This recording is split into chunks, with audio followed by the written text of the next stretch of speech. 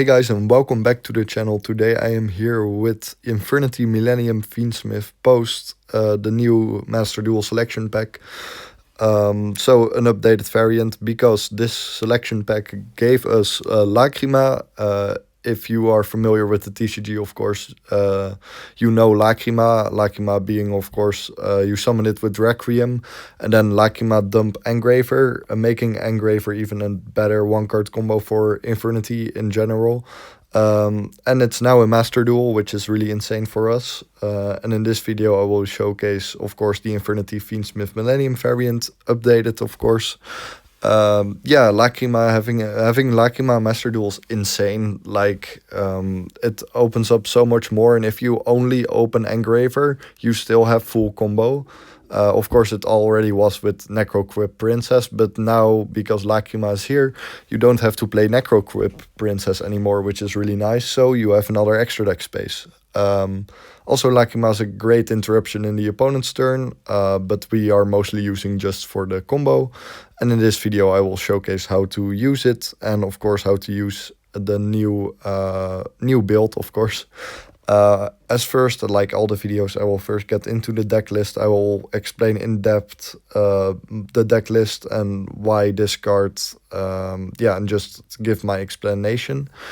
And then we will go, of course, into 10 replays with the deck. And then that's it for the video. I will do a slideshow at the end of the video for the deck list. So you can all, if you don't know the names, you can just read them there and just see for yourself what they are and what they do, of course. First we will get into the deck list, like said, and then into the replays. Enjoy and learn, of course. Infernity Best Deck, Infernity for Life. Let's get into the deck list. First off, starting with the main deck, of course. We will starting with triple our GOAT himself, Infernity Archfiend. If I can play 3, I will play 3. It is definitely fair to run it at 2. I wouldn't suggest to run it at 1, however you can. But I like to have it at 2. At least at 2, you know. Because if you hard open it, you don't have to go for as greedy lines with Aerial Eater or Sprite Sprint, because you already have opened him. Also, playing him at 3 isn't bad at all. Top deck turbo, you know it. But yeah, it's totally fine and adjustable to run it at 3. So if I can do that, I will. But the correct ratio would be 2. So if you want to be on correct ratios, just run it at 2. 1 Patriarch, you don't need more at all.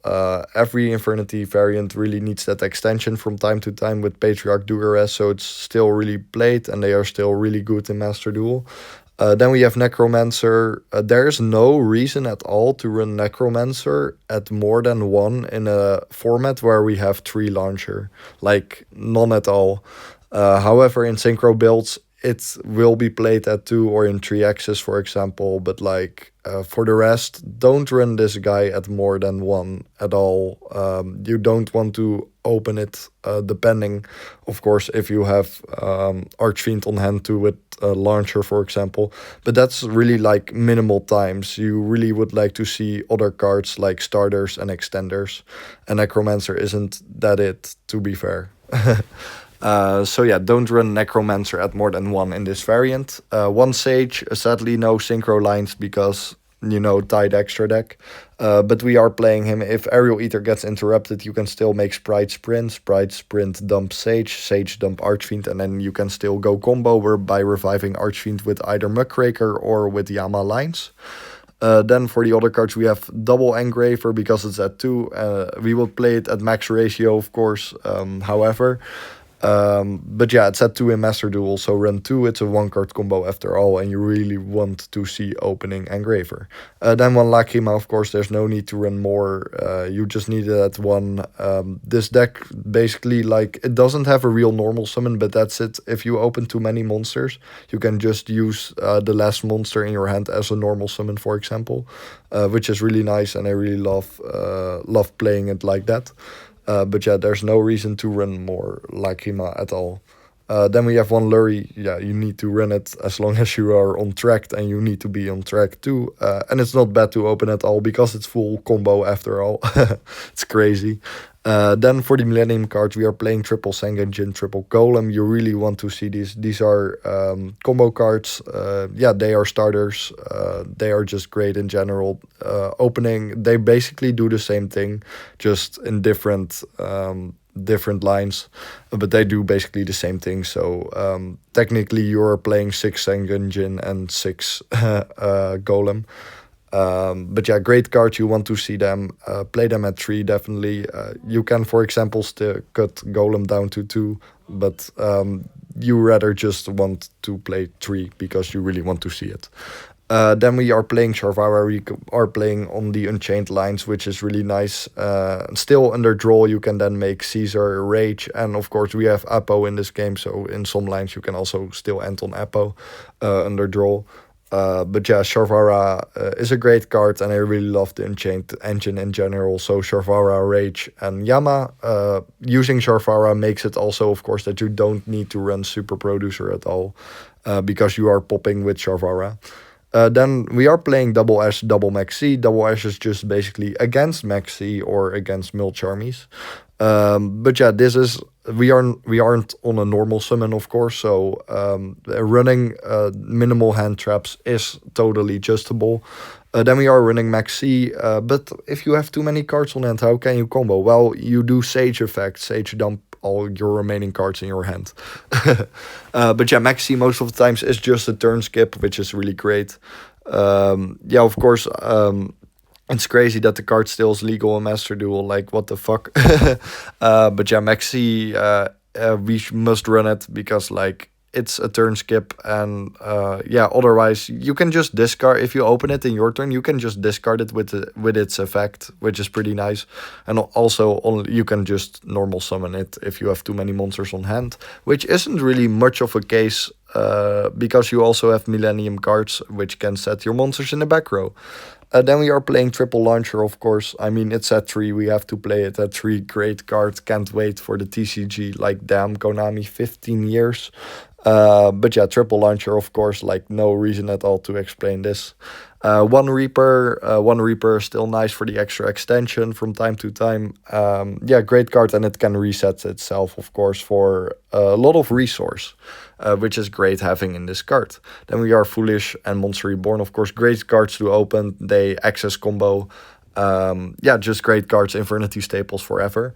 Then Card Destruction. Why am I running Card Destruction always in my Master Duel list? Well, it makes decking out those Charmy users and Maxi users really easier. Because, like, if they have 20 cards in their hands, you use Card Destruction, and then they have to draw 20 again, and then mostly they have been deck out then already, which is really great. I love Card Destruction in a Maxi and Milch Army based format. In the TCG, not as much, because Milch Armies are different. With Maxi, we can deck out, and if they only have Charmies, we can't really deck out. Then we are on Double Tracked. You can play 3 because it's a nice card to open, but in my testing, having 2 tracked in hand just really sucks. You really want to have something else playable. Then we are on Double Talent, Double Called By. I mean, Called By is at 2 in this game, so if it was at 3, we would play it at 3 because we gotta respect those hand traps. And Talent is also still at 3 in Master Duel. You can run a third, but I like 2 better. You can also just run Trust instead, with 1 Talent, for example. But yeah, Talent is a great card, and I really wanted to keep the deck more to 40 as possible, and it's exactly 40 at the moment, but you can definitely play Trust if you want to. Non-engine is, of course, personal preference in the end. 1 Wedju Temple, because you search it with Golem. There's no need to run more, because Golem and Sengenjin are way better to open. If you open Temple without any monsters, it really sucks. Then Double Barrier, no need for a third trap, because we still have Appaloosa, Wave Hiking, Caesar. Like, the board is already insane, but if you want to play 3 traps, run Double Barrier, 1 Break. Don't play Triple Barrier, because if your Infernity names gets outed, you still have the form of interruption in the form of Break, which is really nice. But yeah, in Master Duel, it's really not needed to play a third trap yet, however. I see them banning Appaloosa in the future, but then we have Barone and Savage still, of course. And then triple Imperm because it's our greatest hand trap. Then a noticeable, sorry for my bad English, thing in the deck is not playing Stygian and Harris. Why? I have been testing, also currently in the TCG, I am on no Stygian and no Harris. Why? Because they aren't really much needed. Like they are bricks in the end. Harris more than Stygian. But yeah, I rather access Archfiend by reborning it with Yama or Muckraker, or of course Launcher is at 3 in this format, so it's a greater chance you have Launcher in hand, so you can revive Archfiend by them, or with Reaper, a Monster Reborn. I rather do that than do the Stygian Harris lines, because they are bricks. They really don't do anything. Like when I was testing this variant, I really had never had like a time where I needed Harris or Stygian. Like once I thought, oh, it would be nice if I had Stygian right now, but that was like against the most random deck, and also in the most random scenario. Which is like not much. So I would really recommend for you all to try this out without Stygian and Harris and see out for yourself. Of course, they are still cards to consider. I mean, if you don't feel as expert with Infernity yet and you really want to still do Stygian Harris lines, then it's totally fine. Like it's the only thing is they are just bricks, and I've been currently testing out with playing less bricks, so as minimal bricks as possible. Yeah, so basically that. Yeah, they are just bricks, and if you want to play them, it's totally fine. If you are also on Tour Guide, then you have to play them, because normal Tour Guide summon Rhino Warrior, make Moon, and then Rhino dump either Stygian or Harris, and then eventually with Aerial Eater you dump the other one, and that makes Tour Guide a 1-card combo. But I will showcase why I'm not playing them, and I really never really had it that I was like, oh, I really miss Stygian and Harris like set. But yeah, if any more questions about that, ask me in the comments and I will answer as good as I can so that you all can understand, of course. And I hope this already was enough. Now let's get into the extra deck and into the cards that you can consider to play, of course. Then first getting into the extra deck, of course, starting off with Snake Eyes Doom Dragon. It's mandatory while playing the Millennium engine, of course, together with Zombie Vampire. Because when you have Sang Engine and Golem on field, you also have 2 monsters in back row, make Doom Dragon, then Doom Dragon and Sang Engine for Zombie Vamp. Then Zombie Vamp is always hand trap bait, of course. And if it gets through, empty your hand first. And then, of course, if you mill Archfiend, you just go early combo, which is really nice. And then you have the 2 bodies of Zombie Vamp and, of course, of Golem to make Moon, and then just go Fiendsmith lines, which is really insane. Then Aerial Eater, Sequence, Moon, Requiem are all mandatory if you are on Fiendsmith, and Fiendsmith is of course the best engine available for Infernity at the moment, so play them, competitive wise of course. You gotta play them together with Wave Hiking Caesar. It's just way too good to make with the Fiendsmith cards, because you play a lot of level 6s. So it's really easy to access Caesar for an early Nibiru or Bestial out until you're bridging to Appaloosa. And then you have an Appaloosa and Caesar on board, which is really insane. Then we are on Dugares still, and if you don't play Dugares, don't play Patriarch. They are best friends and you need to play them together. One Appaloosa is still legal in Master Duel, which is insane. And of course, Infernity is known for making an Appaloosa for 4, like a gigantic Appaloosa. And that's what we do still in Master Duel, because it's still legal. Then we are on Rage with Yama, like said. If you are on this package and Sharvara and main, then there's no need for Super Producer, because you are popping with Sharvara. You can, however, still play Super Producer, but there's really no need at all, so I won't recommend to play it at all if you are on this Unchained engine. The Unchained engine is really mandatory in my opinion, because it plays a really nice true draw, still getting to combo Aerial Eater, dumping Sharvara, and Yama can add back from graveyard, so you can add Sharvara from grave, playing under draw. Then we are on Muckraker. Muckraker still a nice endboard piece, and otherwise, if you really get hand trapped a lot, then Muckraker is an option to make, and then reviving Archfiend by using Muckraker effect. Still, you can then go for Unchained Lines and for Wave Viking Caesar. You can, however, play Nightmare Griffin if you really want to do that Fiend-based extra deck. But yeah, Muckraker is just a really plan, D or something if you really get hand trapped a lot. And otherwise, it's a great endboard piece because it's a really good protection effect. Sprite Sprint, you got to play this because if you get interrupted on Aerial Ether, there's really no other way to access Archfiend except by Sprint, dump Sage, dump Archfiend. Then we are on SP, of course, you end on Rage, and then with your opponent's monster, you make SP, which is really, really, really evil, of course, but it's just the way it always has been. And then the 3 Fiendsmith cards, yeah, you know why they are played. Then for cards you can consider to play, you can consider to run Sanct for a third Fiendsmith, spell or trap. Or you can run a third Tract, but then I would rather play double Tract, 1 Sanct, because then if you open Tract and Sanct, you have 2 playable cards, and if you open 2 Tract, you have 1 playable card. You can play the Unchained Trap, however, you really end on Rage easily, and you don't link it off at all, at least I do, but if you are on different lines, you can definitely run it. Trust is definitely a card you can run, depending on what you rather want to run for non-engine. Also, it can search out card destruction, for example. So you can deck out your opponent even easier when they're on Maxi or Mulch armies. Underworld Goddess, Nightmare Griffin. Also a noticeable card is Necro Quip Princess that you can still play. However, with Lacrima, it's really overshadowed and you don't need it at all. I rather play something playable in extra deck. Chaos Angel is now in the extra deck because it's way too easy to make with Engraver Archfiend, which is just insane, and it can win games on its own. Chaos Angel, not a lot of decks can out Chaos Angel, but yeah, Underworld Goddess and Nightmare Griffin are also still great options that you can play instead of Chaos Angel. Then you can play more hand traps, and then I would suggest to play Crossout too. So the main issue against the deck, like the biggest enemy, is of course draw. So if you are on Crossout, run draw.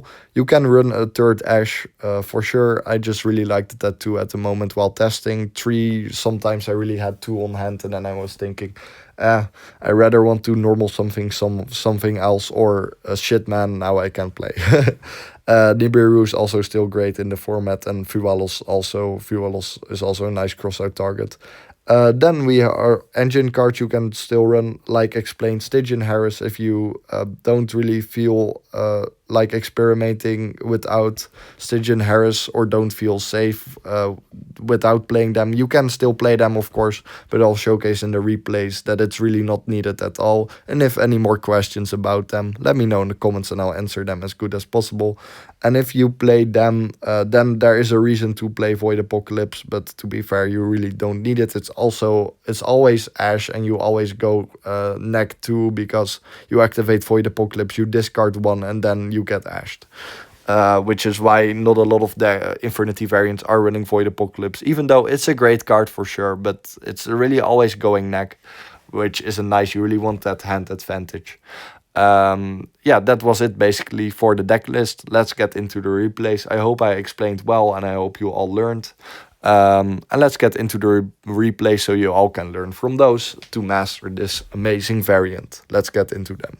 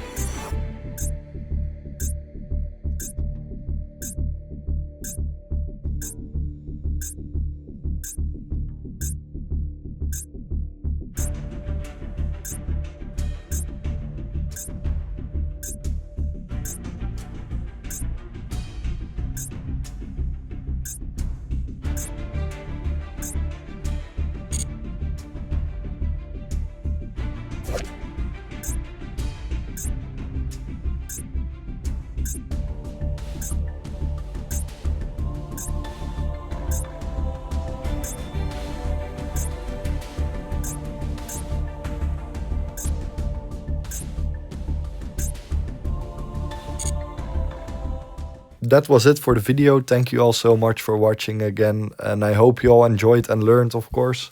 So sorry I wanted to release this yesterday, but yesterday was busy for me. So yeah, today it is. More videos to come this week. At least my Dutch Nationals report from past weekend for the TCG. And for the rest, I hope to make more Master Duel videos also this week. And of course, let me all know what you all would like to see. Like a lot of is coming, also more Duel Links videos, of course, and also like tons of TCG videos. In the end, the channel is more based, more TCG based, of course. But yeah, Master Duel and Duel Links are also a huge part of the channel. Same with legacy formats for Infernity. But yeah, let me all know what you all like to see next. Also for 400 subscribers, we will do a Q&A again, but I will be coming with the rules, etc. too soon too. So yeah, I hope you all are looking out for that, and also for all of the other videos to come. So much more to come this week, and also like a lot of more to come in general. Infernity Best Deck, Infernity for Life. Thank you all so much for watching again, and thank you all so much for the support.